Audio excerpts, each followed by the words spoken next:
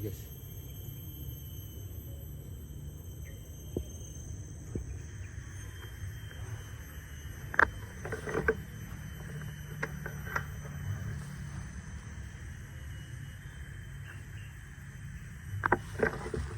Padang na guys. Dalam padi.